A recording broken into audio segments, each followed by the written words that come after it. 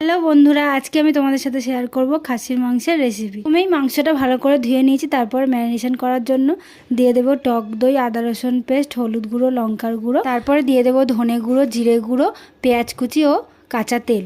এরপর ভালো করে ম্যারিনেট করে কিছুক্ষণ রেখে দেবো। তারপরে আলুগুলো ভেজে নেব। একটা ছাঁকনির মধ্যে মেথি নিয়ে মেথিগুলো তেলে ভেজে নেব যাতে গন্ধটা ভালো আসে। তেলের মধ্যে দিয়ে দেবো তেজপাতা, পেঁয়াজ কুচি, তারপরে দিয়ে দেবো চিনি কালারটা ভালো আসার জন্য, তারপরে দিয়ে দেবো কাঁচা লঙ্কা আর ম্যারিনেট করা মাংসটা ভালো করে কষিয়ে নিয়ে কুকারের মধ্যে দিয়ে দেবো সিটি হওয়ার জন্য। আর ভেজে রাখা আলুটা দিয়ে 4টে সিটি দিলেই রেডি হয়ে যাবে খাসির মাংস।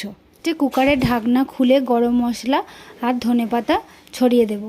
বন্ধুরা, আমার ভিডিও তোমাদের কেমন লাগে? ভালো লাগলে লাইক করে দিও, আমার চ্যানেলটি সাবস্ক্রাইব করে দিও, আর ফেসবুক থেকে দেখে থাকলে আমার পেজটি ফলো করে দিও। টাটা বন্ধুরা, দেখা হচ্ছে নেক্সট ভিডিওতে।